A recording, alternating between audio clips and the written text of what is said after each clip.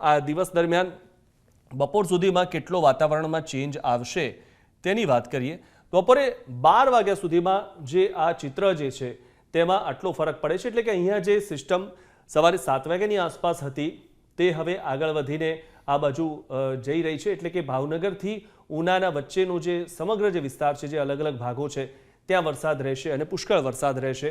કારણ કે આ જે સિસ્ટમ જે આખી જોવા મળી રહી છે, જે આખી જે લાલ કલરમાં જોવા મળી રહી છે, જેના કારણે પુષ્કળ વરસાદ રહેશે.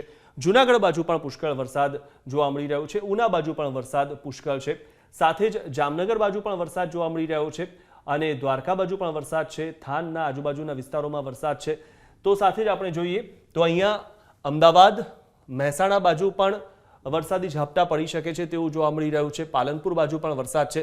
તો સાથે જ દક્ષિણ ગુજરાતના જે વિસ્તારો છે, દક્ષિણ ગુજરાતના જે ભાગો છે ત્યાં પણ સુરત અને વલસાડમાં વરસાદ બપોરના સમયે જોવા મળી શકે છે. તો સાંજ સુધીમાં 6 વાગ્યા સુધીમાં જે વાતાવરણ છે, જે અહીંયા સવારે 7 વાગે જે આ સિસ્ટમ હતી તે 12 વાગ્યા સુધીમાં અહીં સુધી આવી છે અને સાંજે 6 વાગ્યા સુધીમાં જે સિસ્ટમ છે તે જામનગર બાજુ જોવા મળી રહી છે. આપ અહીંથી જોશો કે દ્વારકા અને જામનગર બાજુ આજે સાંજે 6 વાગે પુષ્કળ વરસાદ પડશે તેવું જોવા મળી રહ્યું છે. દ્વારકાની આજુબાજુના જે વિસ્તારો છે ત્યાં પુષ્કળ વરસાદ પડશે, સાથે જ જામનગર આજુબાજુના જે વિસ્તારો છે ત્યાં પુષ્કળ વરસાદ પડશે. જે રીતે હવામાન વિભાગે આગાહી કરી છે કે સૌરાષ્ટ્રમાં વધુ વરસાદ થશે તેવી આગાહી જે હવામાન વિભાગે કરી છે તે આ દ્રશ્યો પરથી જોવા મળી રહ્યું છે.